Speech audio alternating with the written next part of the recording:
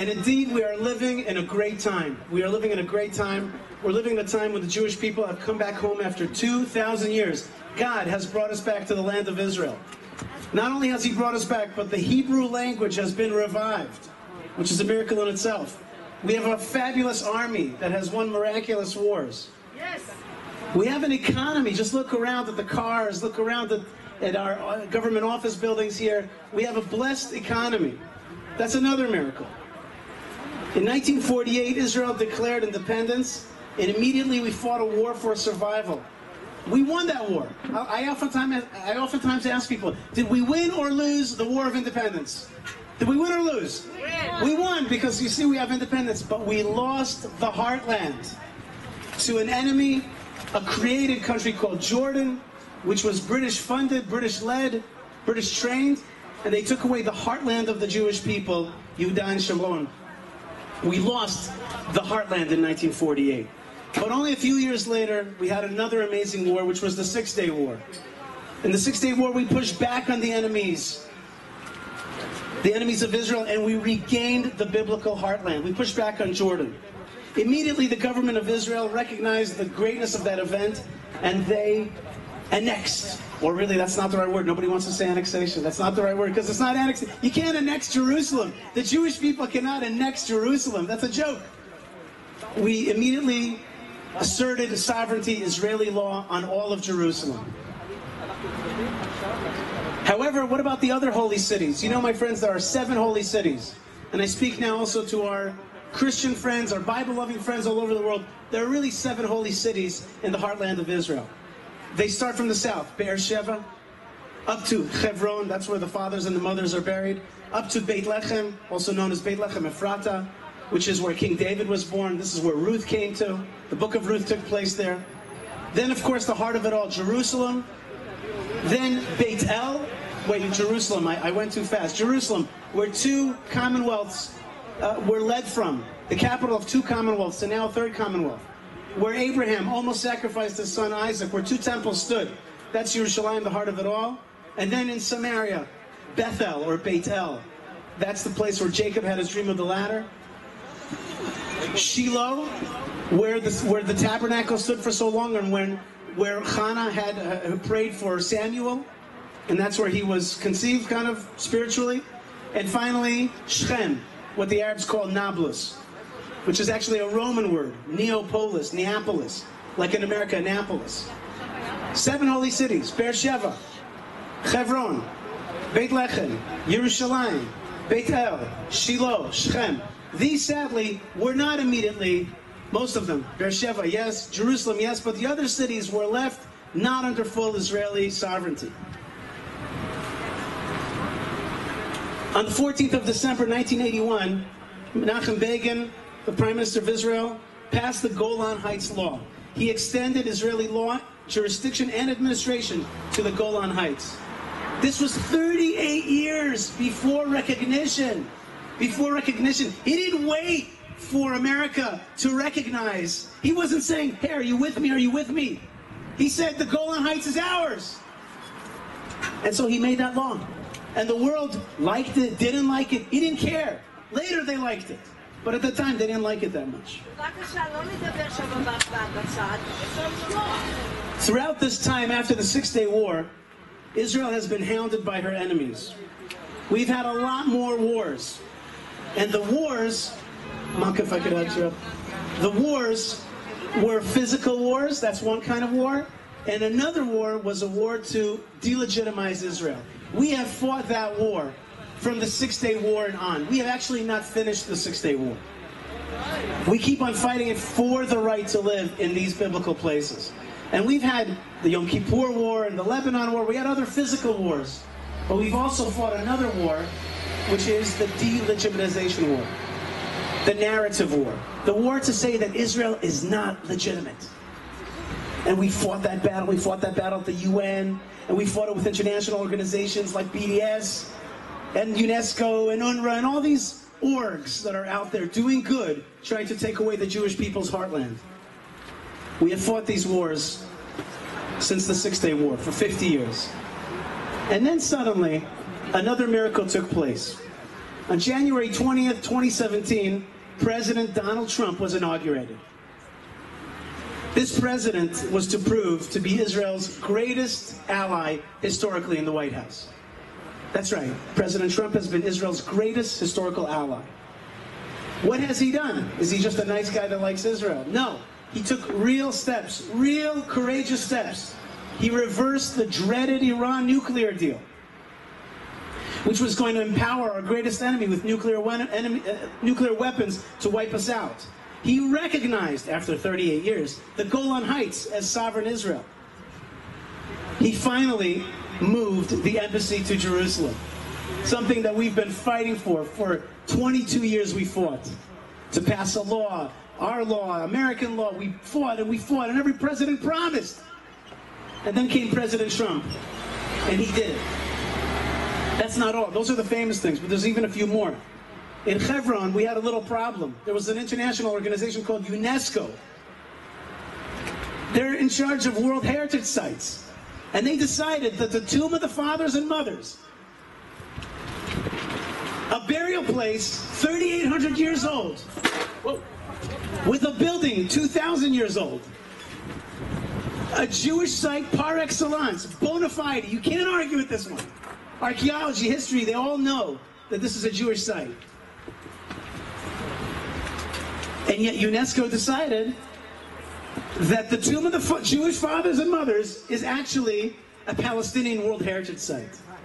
President Trump said, enough is enough. And he didn't say, no, UNESCO. He just walked out. And I remember I was sitting at AIPAC when U.S. Ambassador to the United Nations, Nikki Haley, announced that they're leaving UNESCO because of the anti-Hebron decision. And finally, one of the happiest days of my whole life, I got married, I have children, thank God, these are all great days. And yet, one of the happiest days of my life, I was sitting in a Florida airport when I heard Secretary of State Pompeo make a declaration that the United States does no longer see Jewish communities in Judea and Samaria as de facto illegal, as per se illegal. In other words, that's all Diplo talk. In other words, the United States sees Jewish communities in the Heartland, the biblical Heartland, as legal. And I was dancing at that airport. People thought I was crazy, almost got arrested, because of the overwhelming joy that I had. That sof-sof, as we say in Israel, that finally our rights, our essential rights, our simple rights, our basic rights, our natural rights, our religious rights, our historical rights, our international law rights were being recognized. What a great moment that was, the Pompeo Doctrine. And guess what? There are still more great moments to go. We have now arrived at yet another great moment.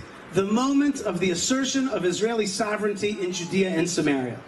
The biblical mountains running down the heart of the country and the Jordan Valley. We need to say, I just want everybody to know, when we say Judea and Samaria, it equals West Bank, equals the biblical heartland, equals the areas that hug Jerusalem to the north and to the south. That's the mountain range and the Jordan Valley. Finally, the United States has signaled Israel, go ahead and annex. Oh, sorry, wrong word. Go ahead and make sovereignty. Assert by the way, I came up with a new word because to annex is a verb, and we don't have a verb to sovereign, so I came up with a new word, to sovereignize. Go ahead, sovereignize. Sovereignize the land. Do it. We're with you. Indeed, this is a great moment, an opportunity that cannot be missed. However, friends, with this great moment also came the deal of the century, which contained language about a Palestinian state and, quote, the legitimate right of Palestinians for self-determination in this land. I am here to say that no other people have any right for self-determination on our land. Let's just make that so clear. No, it's not if they're nice or if they're not nice, if they're Canada or Switzerland. It's not their land. Nobody can assert any claim on this land. It's our land. And not because we want peace, don't want peace, want to give it, no, don't want to give it. We don't even have any right to give it away. It's not their land. It's not even our land. It's our forefathers and mothers' land. It's our children's land. It's God's land. We have no right to give it away. And this language within the deal of the century is problematic. And so is the conceptual map that was an addendum to the deal of the century. We simply cannot accept it. We cannot accept the idea that any other peoples have a right for self-determination on our land. That statement is false, and we cannot accept it. Okay, some words of recommendation. Okay, I have the great honor of serving as the spokesman for the Jewish community of Hebron, and that's a great position. But still, with humility, I say I have some recommendations for President Trump and for our leadership, and even for the Arabs. First thing I want to say, there's been a lot of machloket. That's right. There's a lot of people that are with the sovereignty movement. By the way, I just want to say that the sovereignty movement, started by Yehudi Katzover and Nadia Matar, coined the term sovereignty. They coined that term. And today we're all talking about it. That's been a great victory. I want to say something directly to President Trump, something that the national camp has not made it clear. I want to clarify something. President Trump, please do not see Israel's national camp as ungrateful in any way to you. I want you to know that. Do not understand that this rally or other things that you're hearing in the media is in any way ungrateful. Please understand that we have been fighting this war of ideas for a long time before you came on the scene. We've been against the Palestinian state for the last 50 years, maybe even the last 100 years. We've been fighting this battle. So don't take it personally. In fact, it was you, President Trump, who fought against accepted bad ideas. You said no more illegal immigration from Mexico. I'm going to stop it. You said no more theft and unfair trade practices from China. I'm going to stop it. You went against the UN. You went against big things. And to us, that's the fight we're having. Somebody's trying to immigrate into our land and take it over. Somebody's trying to, they have a new intellectual property war against us. They're trying to say that we're not the owners of this land, that we're not legitimate, that it's Palestine and not Israel. We've been fighting this war for 100 years. So please, President Trump, don't take it personally. We say the same as you. No illegal takeover. No more erosion of our narrative. In fact, we are inspired by your courage. In simple terms, we are pro-Trump. We are pro-sovereignty, but against any semblance of a seditious idea to give away our land to any other sovereign.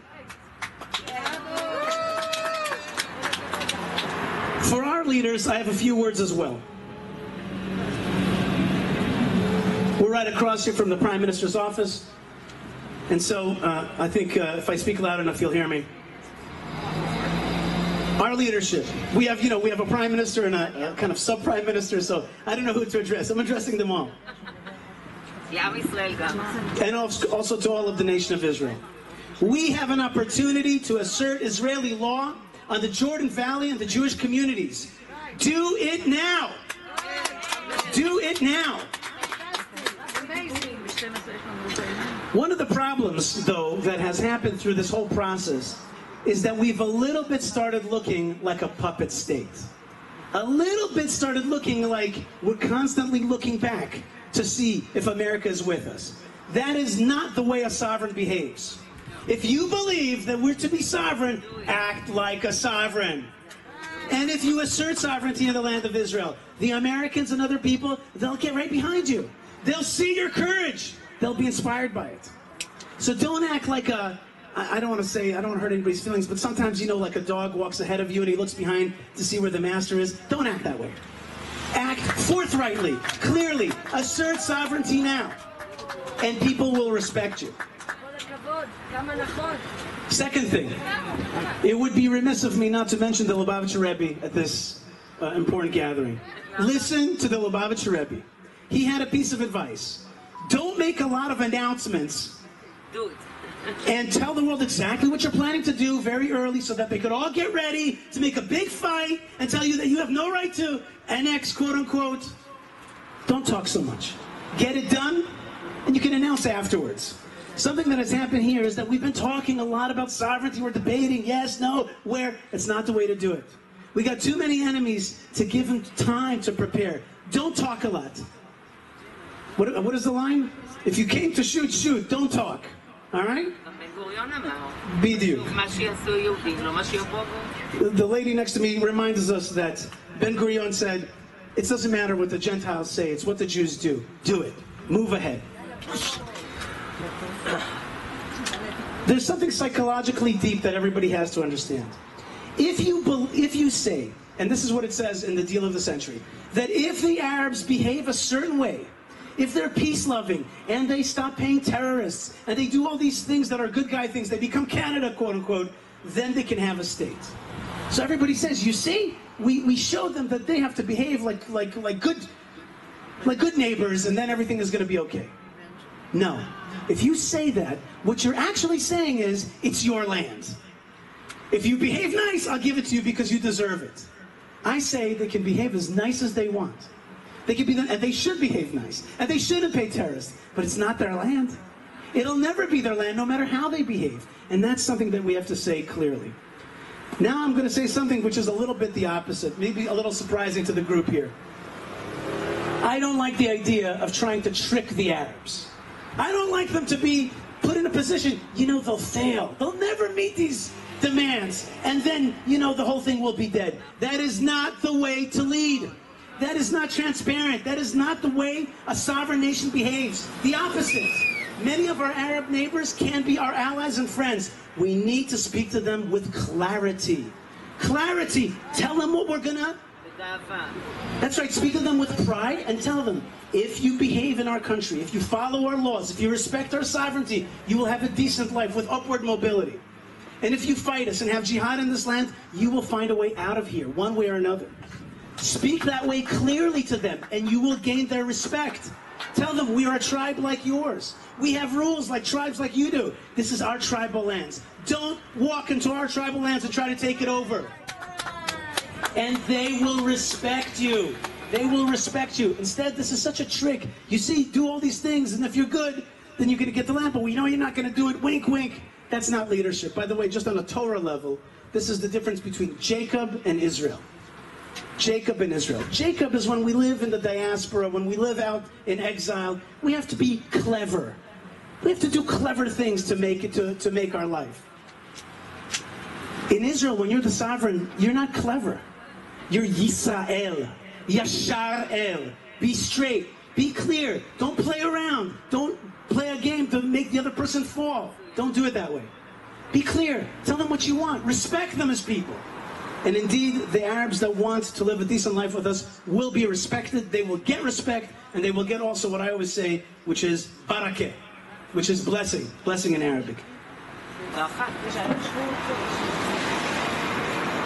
Last thing to our Israeli leaders. Guys? Yes. And girls. And gals. Yes. There is no way to talk a lot about sovereignty if you can't be sovereign in the Negev and in the Galil. If you allow Bedouins to take over swaths of land, if you allow them to harass our army and to steal material, if you allow in the Galil a massive land takeover, if you can't control a population, if you can't police and control a population within your land, don't talk to me gavoa gavoa, don't talk to me high about sovereignty. Learn to be tough and sovereign in your land that you already have. That's what we have to be in the land that we control, and certainly, with God's help, we'll be sovereign in Judea and Samaria and in the Jordan Valley. We have to assert that sovereignty strongly. We can't allow people to walk all over us. In the Middle East, people smell it. They smell when you're weak. They test you. They want to see if you're going to allow this gun to be stolen from an army base, if you allow this land to be taken, if you allow another hill to be taken over. We have to be tougher. Benjamin Netanyahu, you're a great man. You will be remembered as a great man. But hemming and hawing, being somewhere in the middle, somehow not being totally assertive, is just going to allow for Arab takeover. And that's what we're afraid of, that when we talk about God forbid, a two-state solution, what it means is they'll keep on creeping. The left always says there's creeping annexation. But the truth is, there's a creeping land takeover by the Arabs. In Judea and Samaria, in the Negev, in the Galil. that has to be stopped. Now, speaking of Arabs, I'd like to say a few words to our Arab neighbors, and with this I'll finish. Dear Arab neighbors and friends, it's time to end the 100 Years' War. It's time to end that war. Your people want and need progress. Your war against Israel has actually been a war on Allah's will. You have been fighting against the will of Allah. It's obvious. Shuf, look with your own eyes. You'll see it. Look at this land and how it's flourishing, and look at your countries. Your civilization is in the toilet. Why? Because of your hate. Your hate against one another and your hate against Israel. It has turned, instead of barakah, instead of bracha or blessing, it's turned into a curse. Your lands are cursed because of your hate. It's time to end the 100 Years' War. If you begin to bless Israel, drop your support of the so-called Palestine in our land, drop your claims to the land of Israel, you and this region will be blessed. We are looking forward to regional cooperation and harmony with you once you put down your claims to the land of Israel and your efforts to destroy us. I want to finish off with some blessings. I want to bless in the name of the God of Israel, the United States of America, in their time of pain and division. That country is suffering tremendously, and we send a blessing from Yerushalayim, from Jerusalem, for healing of that country. We bless our regional cousins, the Arabs, to reject hate and embrace physical and spiritual prosperity through accepting the Jewish people in the land of Israel, your cousins, and accepting Allah's will. And finally, may the God of Israel bless the leaders of Israel with ending this atmosphere of ambivalence and instead embrace courage and clarity and assert Israeli sovereignty now. Thank you very much, Nadia. Thank you very much, Yehudit. Thank you to Women Agreeing on the Sovereignty Movement. Everyone really is speaking for the fathers and mothers. I always think that I'm actually working for the Avot v'Imahot, and that's who I'm the spokesman for. Yes, yes ma'am. There's a question here. Yes, Chaya? שמי חיה, תושב חוזר, אני גרה בקריית ארבע, all this that you're saying is all well and good, but here in Israel, if you want to get somewhere, you ask people for the left. And sometimes it takes me 3 weeks to get somewhere. Okay? So, is there a way for us to vote and to say,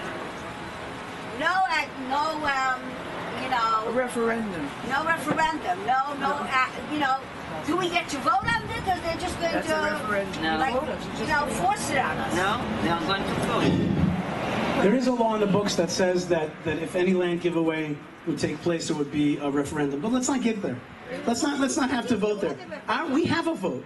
There is a vote on that. It's called the vote for the Knesset.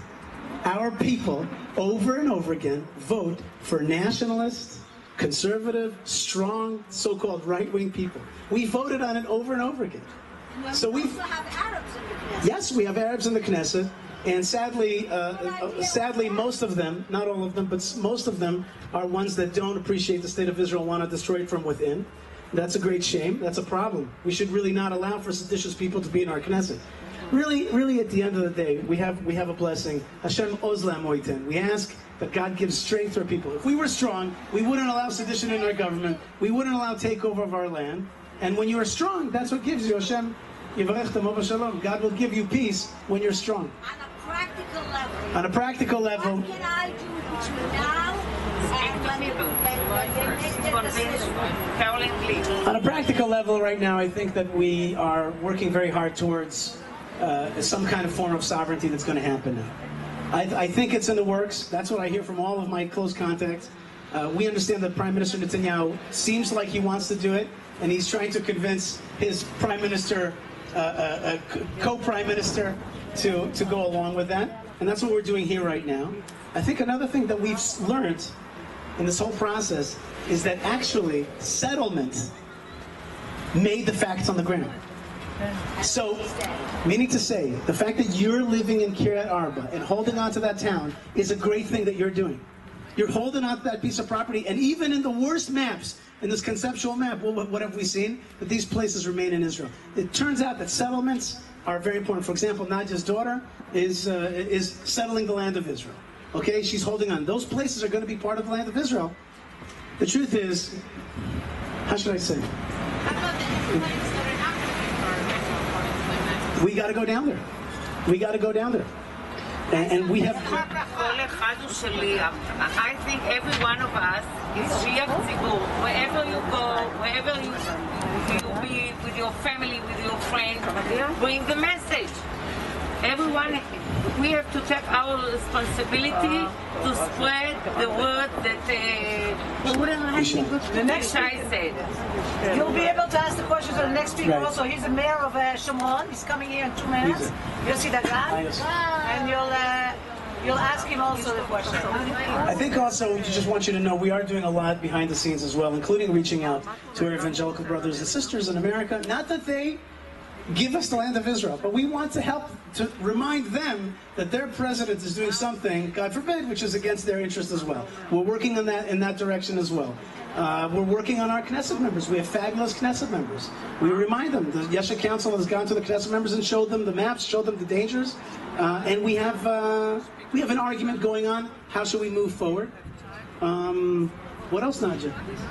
How else do we move forward? By being here. We move forward. Reminding Trump that his daughter is married to a Jew. What's that? Are we reminding Trump? Absolutely. We have to. Politics, as Jabotinsky taught us, is always about pressure. It's always about pressure. You always have to pressure. Always. Whenever you want anything. Yes, sir. From a Torah perspective, you have an oppositional force. How do you give that oppositional force, you mentioned it, a clear, specific path to prosperity? I mean, you say not to play games. If we're just doing a demographic game where we wait 30 years until there's another million Jews in Israel, but we can't say that, from a Torah perspective, how do you give the opposition a way towards their peace and prosperity? That's right, and upward mobility. The answer, thank you for asking that question, because that's a question. יוסי דגן לא מרגיש טוב, אז יש לך עוד זמן. אוקיי. דהיינו, אני מחפה עליו כמה דקות או ש... הוא לא מגיע, אוקיי. שיהיה רק בבריאות. Yossi Dagan will not be coming. He's not feeling well today. So we have a few more minutes. I want to answer your question. I love your question. Thank you. Because it's a question that I very much believe in. מצוין. Orit Struk will be here at 2. She's the former Knesset member and political powerhouse out of Hebron. I want to answer your question, which is, how do we give, let's just say it, let's just speak with words of clarity. Now, let's say other side. Let's say, how do we give Arabs decency and upward mobility in the land? The answer is like this. First thing is that we have to make sure that we're talking about non-jihad, law-abiding, pro-Israel Arabs. Decent Arabs. That doesn't mean, by the way, that they can't stay Muslim, can't stay Palestinian in identity, or can't stay Arab. Stay your identity, just like we have with the Druze. The Druze, by the way, are a great example. What's the difference between a Druze and a Palestinian or an Arab? What's the difference? The hardware is practically the same between Druze and Arabs. Practically the same hardware as people were, genetically speaking, ethnically speaking. What's different? The software. The Druze run a software of loyalty, and the Arabs run a software of jihad. You run a software of jihad, you're going to attack Israel. So we need to switch a disk, as we say in Israel. Okay, that's first thing. So if you're talking about decent Arabs, and there are many of them, maybe millions, who want a decent life in Israel, let's talk about them. I'm not talking about somebody who's a jihadi. If you're a jihadi, you're out. I have nothing. There's no peace between me and somebody who wants to destroy the Jewish people in the land of Israel. So that's number one. Number two, if you talk to Arabs, you hear it all the time. The Arabs want something. What do they want? Israeli residency. They understand that we can't grant them the vote because they understand that we don't want them to take over our country and change the Jewish state aspect of the Jewish state. They understand that. What do they want? They say it to me verbally all the time. Rak ten li tudat zot k'hula. That's all I want. I want a blue identity card. I just want to be a resident of Israel. Give me residency and the protections and the rights that comes with. Give me that. And we say, that's exactly what the Torah says. Accept our sovereignty, be a law-abiding person, and you will get our protection. By the way, Israelis always say, oh, we don't want to rule other people. All powers rule other people. All powers. All large powers, if it's a Hungary or a Poland or any country in the world that is big, that is an ethnic national state, has other minorities living amongst them. Some treat them violently, horribly, like in China right now. And some people treat, like us, like we would treat our minorities well, as long as they're not seditious. It's very simple. And then what's going to happen? There'll be opportunity. Now, imagine if the Israeli Arabs or the Arabs, so-called Palestinian Arabs, would think that way. The whole region would change.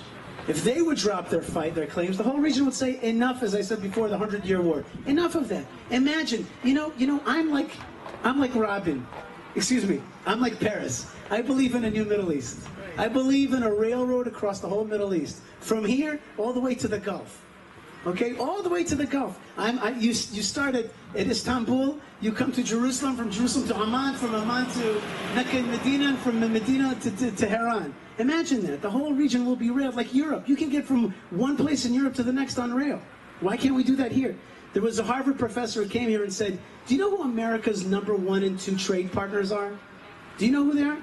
Mexico and Canada. Wow. Mexico and Canada. You want trade partnerships? Egypt, you want to get back from your broken economy? Let us help you. Let's have trade. Let's have decency around here. All we're asking for is respect us. By the way not to get respect is to say, maybe we'll give away our land if you're nice. That is not going to get respect from the Arabs. You want respect from the Arabs, say, this is my land. You touch 1 inch of it, you're going to get it 10 times as hard from me. You touch one hair on one kid's head, you're going to get smashed. But if you respect me, I will respect you.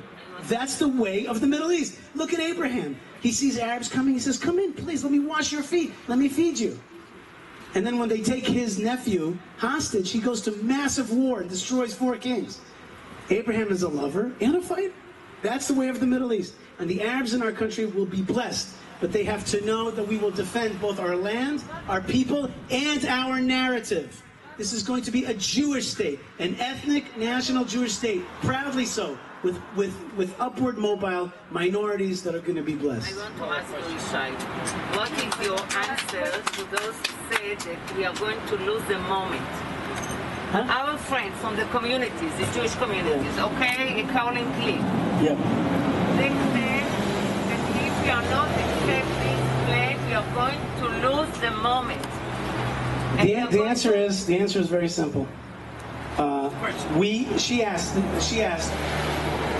Well, Shosh from K'dumim, who's been an activist for many years, asked the question that right now people in the nationalist camp are facing, which is that friends of ours, if it's the mayor of Efrat, if it's the wonderful Caroline Glick, etc., my good friend Eugene Kantarovich, etc., they say, you have to accept this plan right now. It's a tactical thing. Take the plan right now. Take what you can get.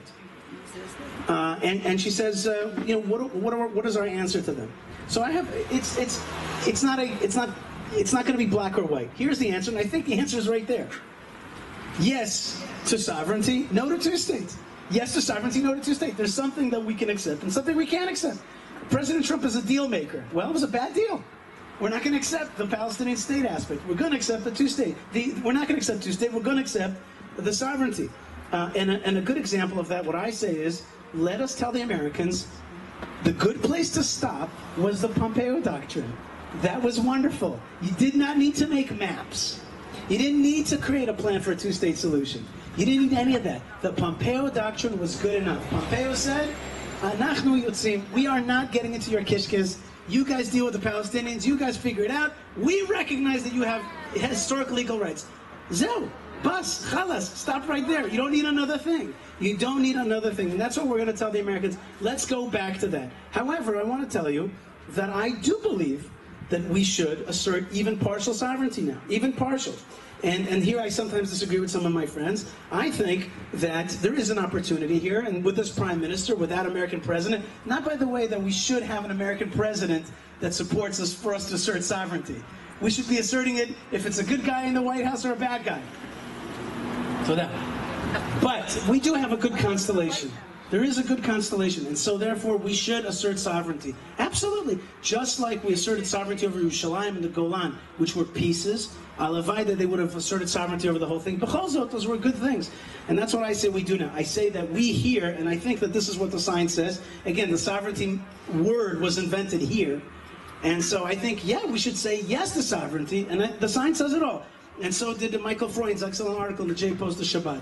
Yes to sovereignty, no to a Palestinian state. By the way, better to say no to a Palestinian state than two-state. Two-state is amorphous. We don't want a Palestinian state. We say no to it. And in other words, we reject anybody else's claim. And this is why I reject the deal of the century for the simple words that it says there, the Palestinians have a right for national self-determination. I reject that.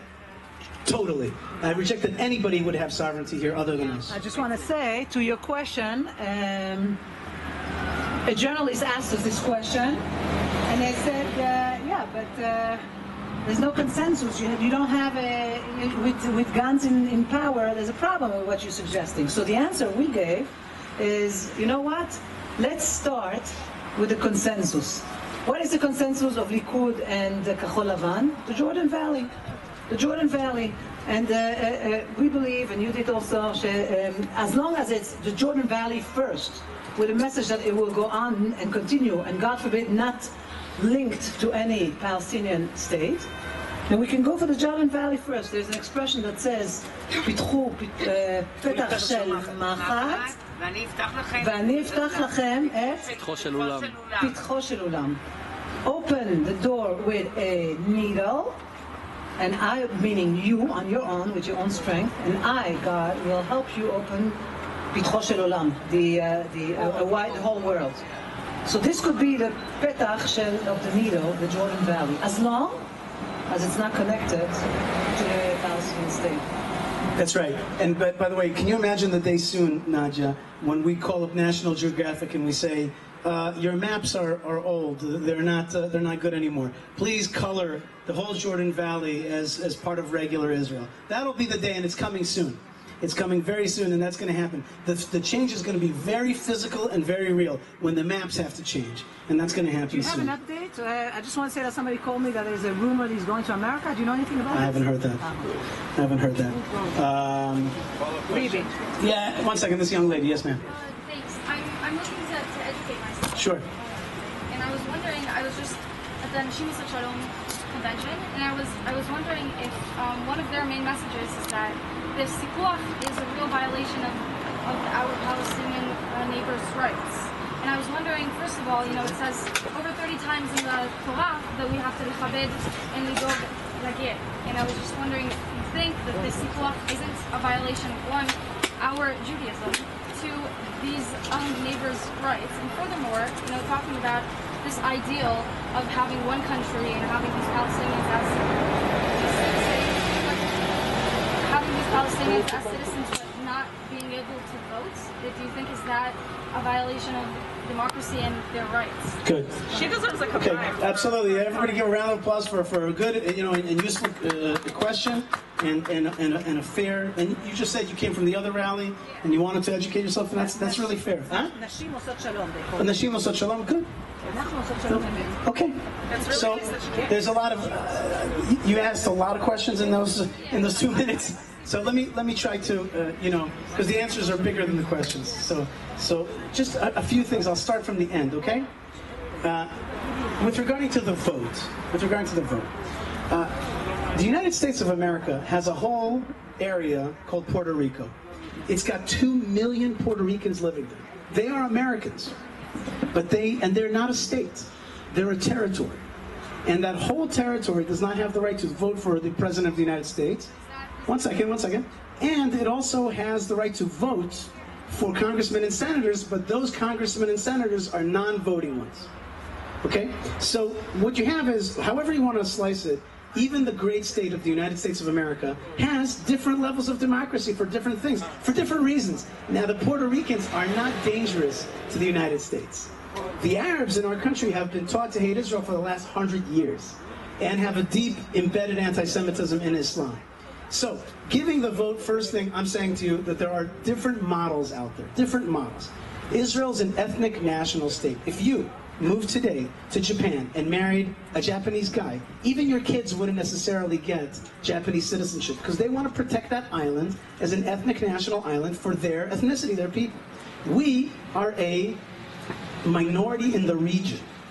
Our region has attacked us. How many Arabs live in our region? 400 million Arabs. 400 million Arabs and one tiny 7 million Jews living in, 9 million people live here, but 7 million Jews in our country. This is an ethnic national state created to protect our ethnicity from people who have proved that they make war upon us. Democracy is another kind of war.